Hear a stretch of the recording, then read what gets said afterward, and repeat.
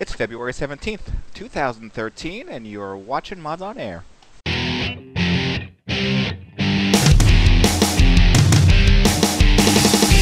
FPS, 3 RPGs, and 5 sim-type games. Yeah. I think you'd be able to come up with one here. I'm actually pulling this one hard. Ask all the people that need hacks to play Call of Duty. I could hear you groaning inwardly every time Sin's mentioned. You just cringing.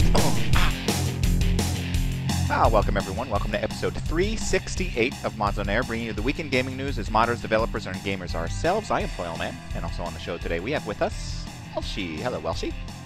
Hello. Hello. And we also have with us Ham. Hello, Ham. Hello. Hey, we also have Breesy. Hello, Breesy. Hello.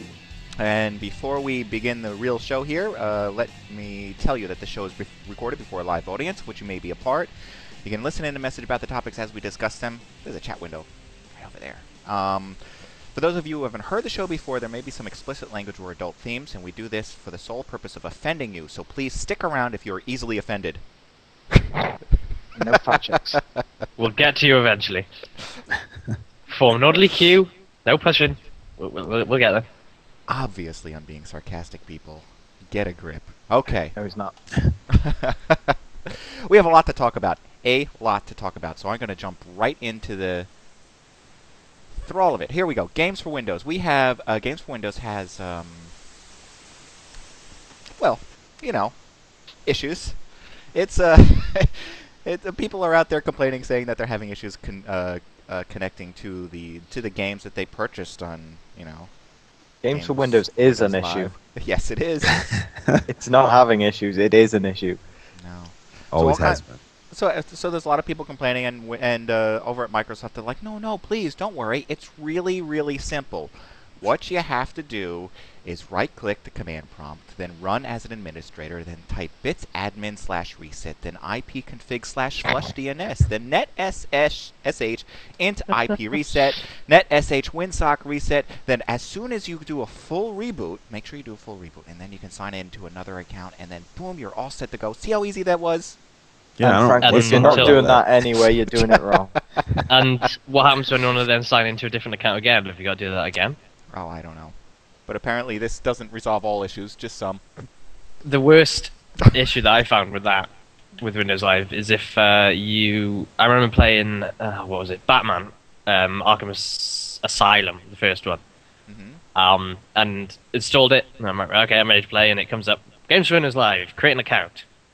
I'm just sort of like, well, no. There's a skip button, so I hit the skip button. Why Play about, an hour of the game or whatever. Finish playing, come back the next day, start up the game again. All right, let's play it. And I read something like, "Oh, you need to, if you want some downloadable content, the free downloadable content, you need to create an account." So I'm like, "Oh, okay, all right, fair enough. I'll do that. No, it'll take 5 minutes." So I do that. Of course, then what actually happens with Windows Live is it doesn't keep your save game. It wants you to create a new one because now you've got an account. Mm-hmm. So I had to play the first hour of the game again because that save file was now gone. It just deleted it. It's just... Well, let that be a lesson to you. You always sign up for things. So, yeah. Always give away my email address. Wow. Well, yeah, that's what Microsoft wants from you, and you got to wonder what's going to happen with Skype and coming running down the line, right? And what is it, April or March or sometime? I think it's April 1st that they're kicking sometime in MSN April. Messenger to the curb and fully mounting Skype for the rest of the ride. I don't know. That was a great choice of words. But they were chosen specifically for Microsoft. Yeah, I don't know. I love Skype, and I hate to see it go downhill, but I think that's what's going to end up happening. Yeah, it's the current direction is just a trend downwards, and it's weird because I'm not sure if Skype was actually doing bad before the Microsoft acquisition. In fact, I think they were doing quite well, but sort of those money signs in the distance sort of caught people in charge, and they just sold themselves to Microsoft. And now it's just been on this sort of slope downwards. I hold no ill grudge towards Skype. I don't blame them one bit. Microsoft dollars hanging in front of your face, yeah. Yeah. It's just I think this is really less about the guys who accepted the deal, and more about how Microsoft just has this quality to taint anything it touches in such a negative way. Well, they're also doing something new with DRM and stuff like that. So that could be like right along the lines of what's going on with this Microsoft Games for Windows Live, where you have to sign in and like do a fresh reinstall of Windows in order to sign into a second account or something like that. Where they want you to go along, and if you purchase Microsoft Office 2013, you can install it on one computer and that's it. You can't install it again. If you're lucky, you can still install it on one computer. Because I've been trying to do it all week, and it's a pain in the ass. What happens if you reformat? Does that mean you can't install it? Is you it lose it. MAC Yep, address, or is it really? No, I don't know. I'm just assuming that. But So when you install it, you have to create a Microsoft account. You can then go back into your Microsoft account and re-download it. That's for helpful. the subscription. So that's Home Office 365, Home Premium, whatever. That's the subscription one. If you get the key card, according to this, it's No, that's with the key card as well, I think. so the key card as well. It's Yeah, here I did it. it's been confirmed that the software licenses cannot be reassigned to another PC, as that was possible with Windows 2010. Oh, Office 2010. Sorry. I read a couple articles this week, and they were about sort of these arbitrary advantages or restrictions that Microsoft is applying to get people to convert to be subscription-based people. And one thing was that even if you buy the retail sort of perpetual license off the shelf one, it still comes with like a product key that you have to download the software. It doesn't come with a physical disk anymore or any physical media anymore. So you still have to download it, but the difference is that the perpetual license cannot be transferred to a different device. After it's installed, that is it. So if you reformat and you reinstall, you'd have to call customer support, but there's a chance they may say, well, that's it. There's one thing you've got to do as well. You've got to, when you buy, say, off the shelf, you do get that code ham, but that's not your product key. That's a code to get a product key. So you've got to create a Microsoft account to log in to get your product key. You know what this is? This is another example of Microsoft pandering to idiots that think, oh yeah, look, I'm going to get the latest touchscreen thing. They've dumbed down their operating system, and now they're dumbing down their Office. So, but Microsoft, if your computer dies and you've got Office on it, this is Microsoft's view. It's, oh no, you don't just like reinstall Windows and put another version. No, you just buy a new laptop. Here, we've got all these. Look at these nice Windows 8 laptops. Would you like this one? And then that one breaks, and they go, oh, we've got another one for you. Here, how about this one? That's what they want you to do. They just want you to buy another one. Well, it benefits everybody except you. If you do that, so why not? Yeah, I guess so. Morphus is saying there's a little bit of an audio issue. 40% of mine. That's pretty low. And I don't see anything to adjust here. Let's see. Listen 40% harder. Test. So let's say it could be this one right here. There. How about that as a little bit of boost? Say hello, guys. Microphone hello, guys. Boost. Is that better, Morphus? Let me know, Morphus. I'll adjust it as we go along. All right. So enjoy that with Microsoft. I guess what? The same. It can't be. I just did the volume change. It's impossible. Whoa. Ding. Yeah, sorry for the dings. That's me. That's Microsoft. All right. The same. If that does nothing, then Wait for the paperclip to pop up. Yes. Could be. Okay, so we're going on to, Microsoft is also having some issues over there with their Xbox, where they're trying to do some sales of Xbox 360. Well, actually, they're not doing so bad. You know who's really doing bad? Because we already know that Microsoft is having a few issues with not selling properly because everybody's now waiting for the next-gen consoles.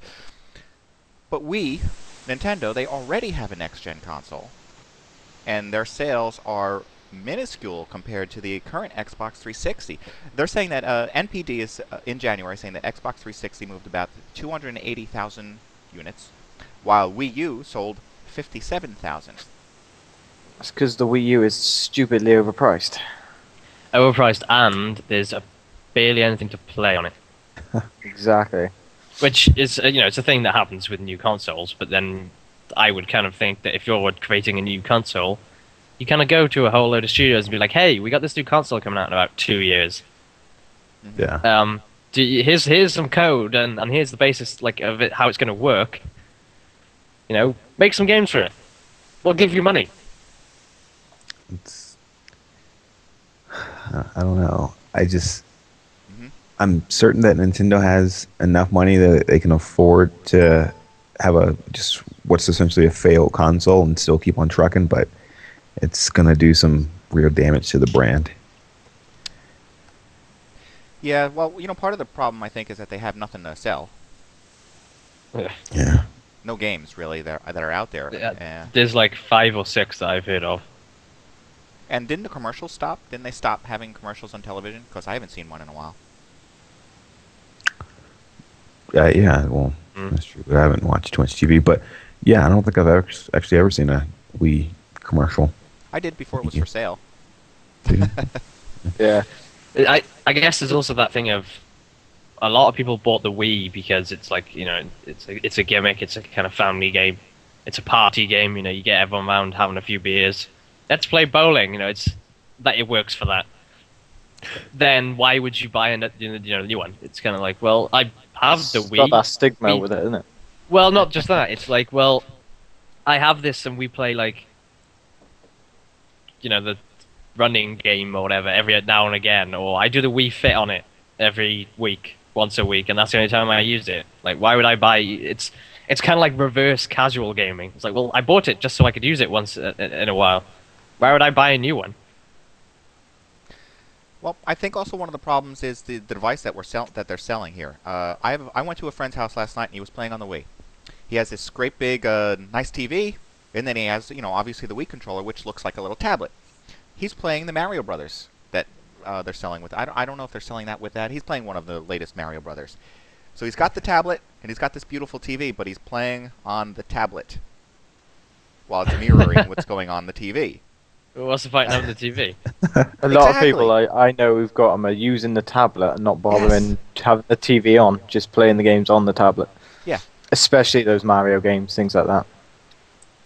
I understand why your eyes gravitate towards where your fingers are playing. It's almost easier, but then what's the point? So I think it's a flawed system. Wow. I, on the other hand, just don't know anybody who has one. No, I don't know anyone that has one either. I know. My parents have one. I don't.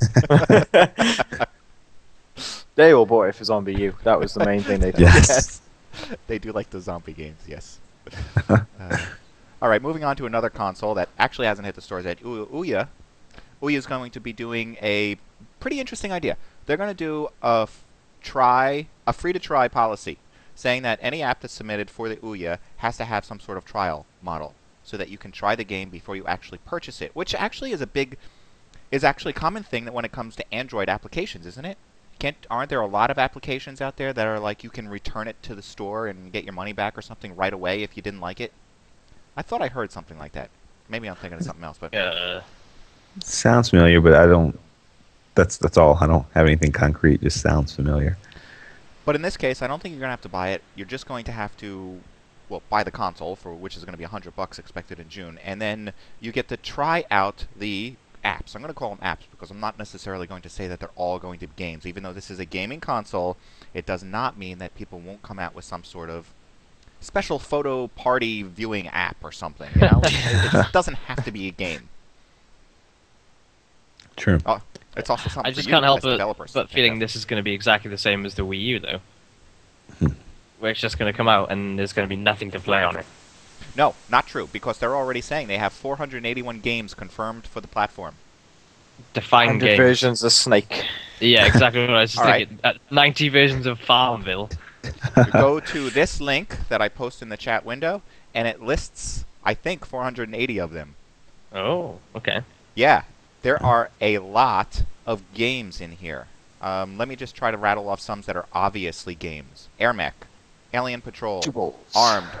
Armored Tank Assault. Now I'll scroll down a bunch. Hunter. Huff Puff Hustle. I don't know what that is.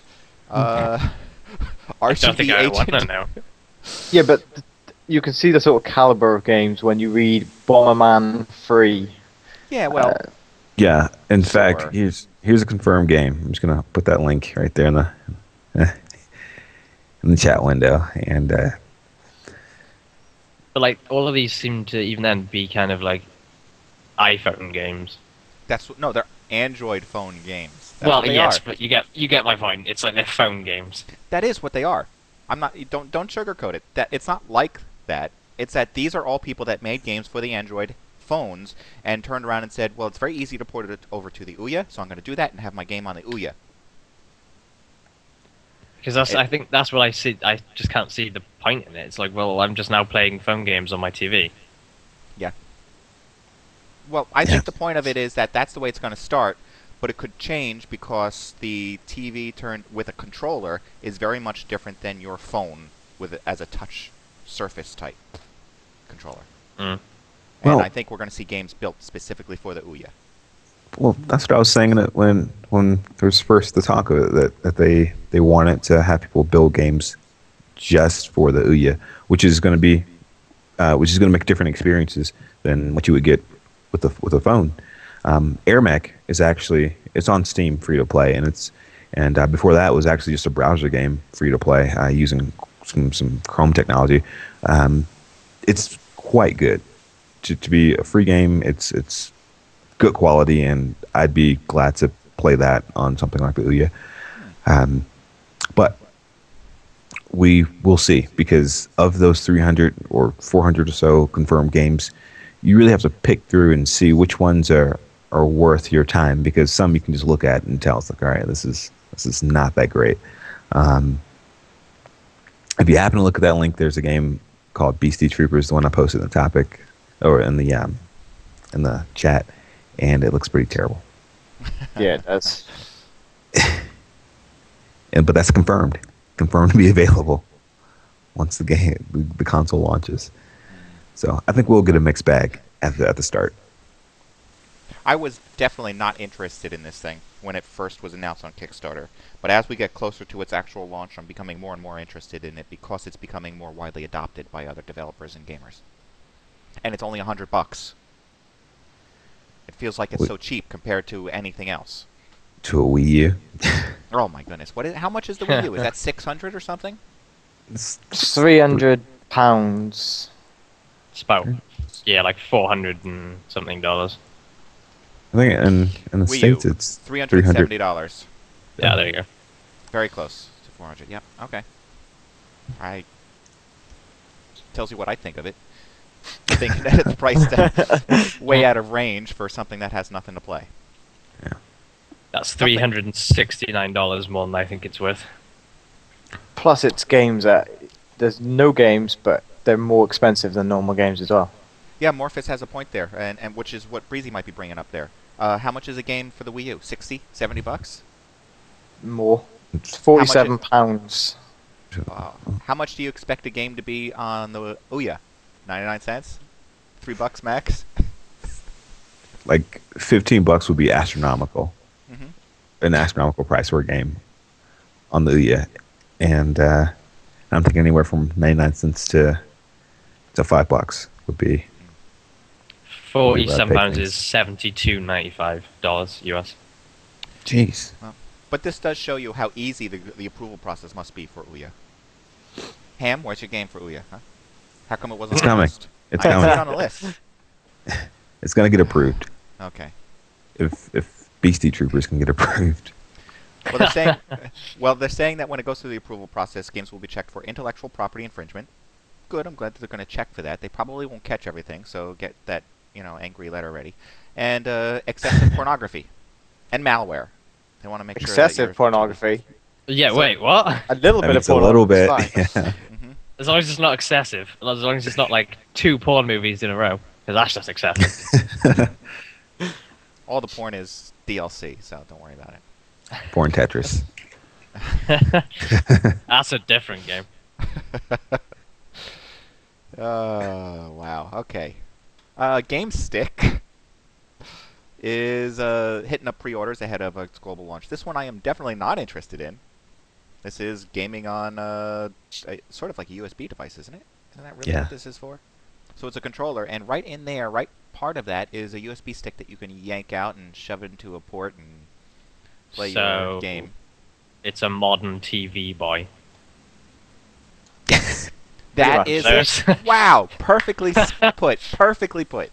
So it's got like 50 games in it, and you just plug into TV in there, or there's maybe one in there that's even slightly slightly good, and it's not even like it's the greatest game ever. It's just slightly better than the rest. Yeah. See, I have an old school one right here. It's like being given the option. There we go. Yeah, it's like being given the option of being like punched in the balls or in the face. Well, I'd rather be punched in the face. It's gonna hurt probably just as much, but you know. Yeah. That's funny. That's it's not as exciting to want to go for that. But there is another Kickstarter out there. If you guys are like on board for all of these Kickstarters, then you'll definitely be on board for this one, which is taking off, I guess. We have Game Tank. I know that's a confusing picture that I'm showing you. Let's see if I can get it there. Your eyes don't deceive you. That is a wooden box with a handle that you can climb into. Game Tank. The idea is that, let's see. Whoa! Didn't we have the idea for this like 2 years ago? What happened to Game Pod, right, or something like that? I swear there was. I remember there being an episode of this show where we were like, oh yeah, you know what would be really good is if like you had a chair and you had a box and you could like shut yourself in the box. There it is. They did it. And now I'm it's on fairly Kickstarter. sure that conversation happened. And it's going so well that they don't really have any buyers. They've got less than $150, I think, on Kickstarter right now. How much are they asking for I it? lost the link. 15,000. Aren't they saying that this I thing is could gonna go cost you get a $2,500 cardboard bucks? box to set that up. But that's exactly what I was just thinking. Like, why would I pay a huge amount of money? But I could probably just build one of these myself.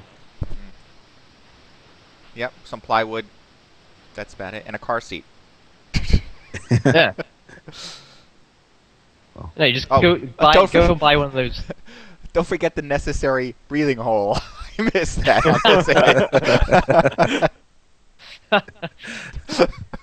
Make sure you punch holes in the box. Yeah. See, that part we forgot, didn't we? We forgot about that one. All right. Well, I hope we can spur people to spend money on this if they so It choose just to. reminds me of like that episode of The Simpsons where he's in the deprivation tank, Yes. Yeah. floating in the water. It's like why would you just lock yourself in essentially a cupboard? Don't talk to me. I'm going in the box. And if you have any funny roommates, they might try and lock you in there. They'll prop up a chair against it. And also, isn't this just going to turn into some sort of like masturbation room? Oh man. Yeah, That's all that's going to be. I guess so. No one's gonna want to go in it after that. Now you got a door. You can close the door. Dorito bags on the floor. Yeah. Like a carpet. All right. Yep. So $2,500 for your masturbation room. Good. Sold. If they sold it as that, it might actually get more buyers. Yeah, probably. Wow. All right. Oh my goodness. So, all right. From hiding on the inside to showing everyone what you got, we've got The Last Beer Fighter, which is going to be some sort of arcade game. Now, are they really making this thing? This is pretty interesting, but if you watch the promo, it's kind of like the opposite of what you would expect from a drinking game. All right, The Last Bar Fighter. Let me show you this video, and the video says it all. I better turn the volume down beforehand, otherwise you guys will yell at me. There you go. There's some people out there who still like to fight, but they don't fight for peace. All right, I'm going to skip ahead, just to the Who point. did this voiceover? I don't know. Bitch. All right, so you insert your mug under the tap. That's part of the arcade box. Choose your character to fight, which reminds me of Ham's idea here. Nice arcade game.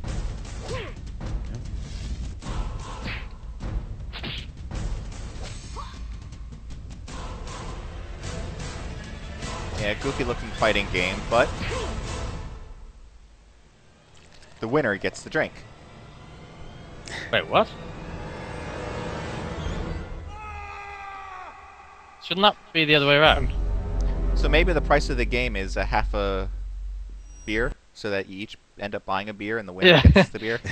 Well, shouldn't the loser get half the drink? See, that's why I'm saying it's the opposite of a drinking game. Otherwise, you're just getting drunker and losing more. What? Yeah, but it's half price beers then. Yeah, it balances out. Yeah, the loser stays sober and like he's gonna play Yeah. again. Exactly. And drives you home. Like nobody's gonna want to play because I lost and now I don't get to drink a beer. This is just making drinking complicated. And hopefully it's a good game, otherwise that beer's gonna get skunky in there. Oh.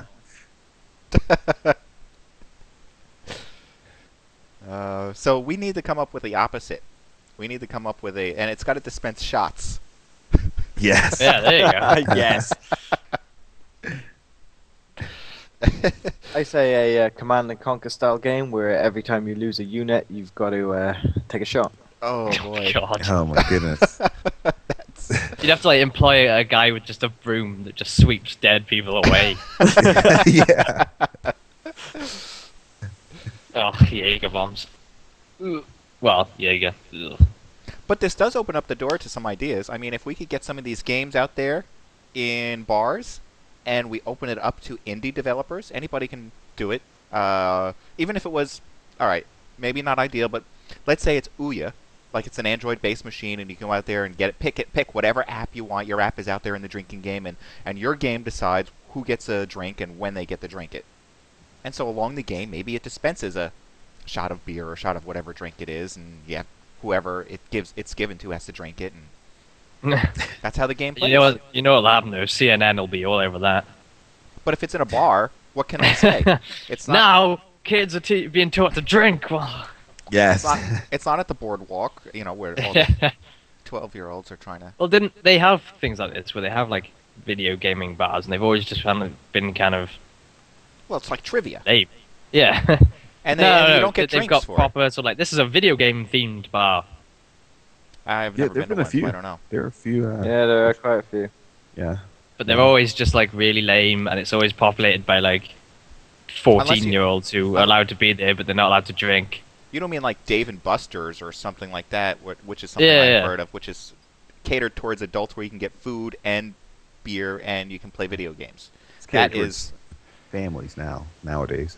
that would be more like Play America, but they don't even serve liquor, so I don't even know the point.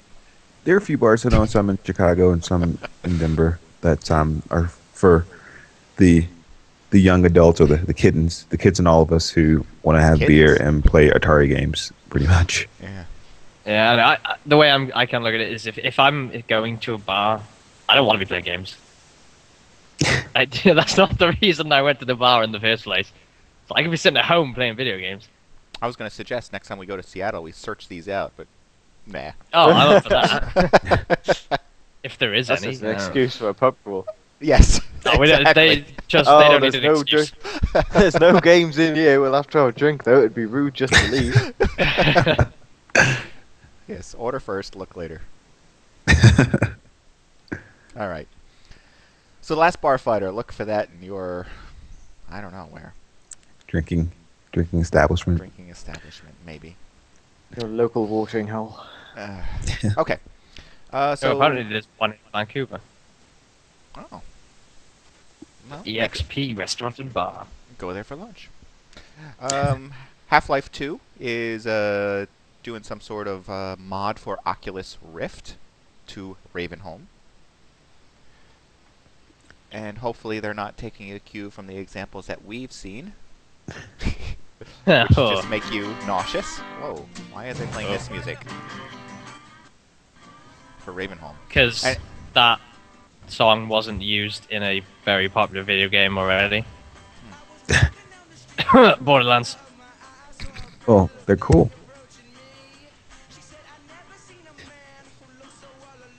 So he's playing with one of those guns controllers.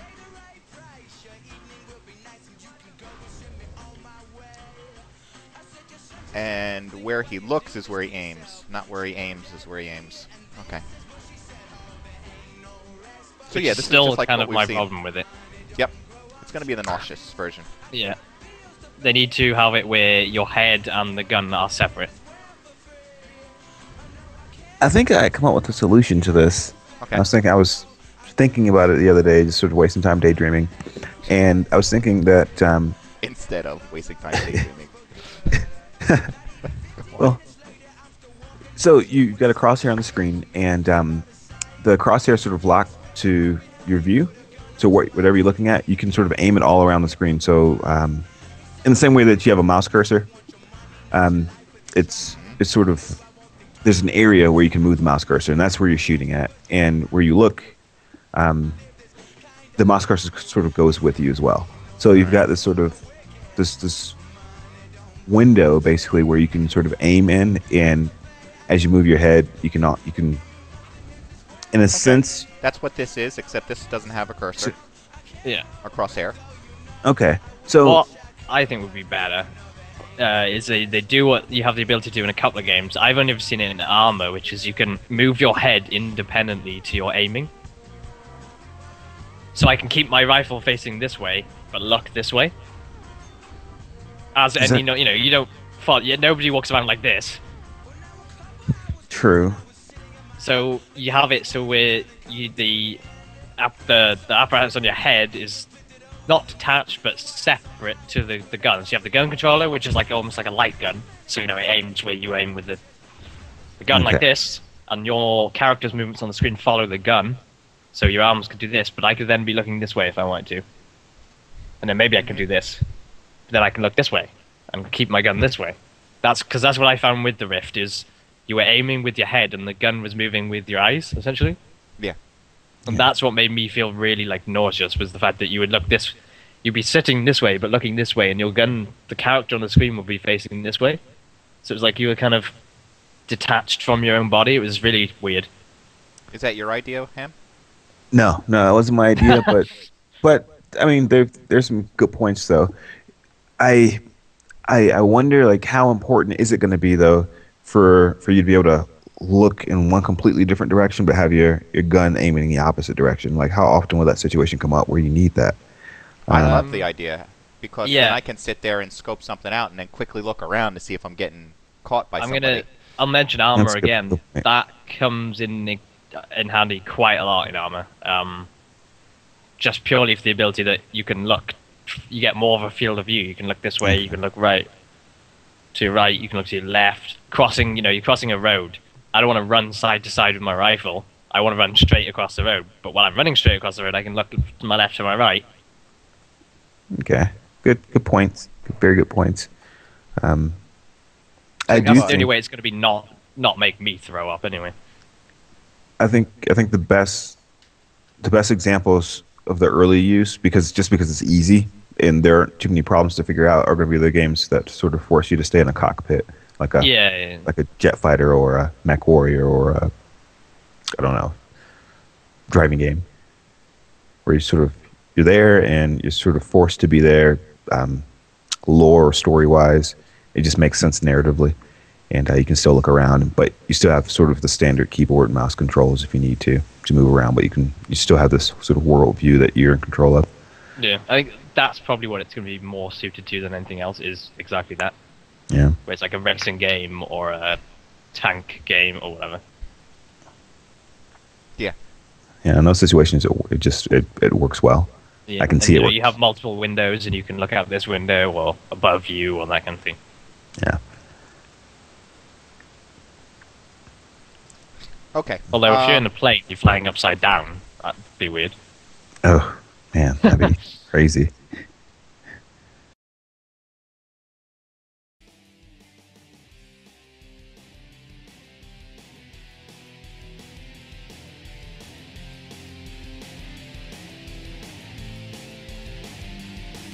Thanks for watching this week, and come back next week when we will broadcast another live show. Details for this and all past episodes can be found at MODSonair.com. We welcome your feedback via email at mailbag@modsonair.com. And please consider subscribing to modsonline.com to support our show. The opinions expressed by individuals on this program are not necessarily the opinions of our sponsors, owners, or partners.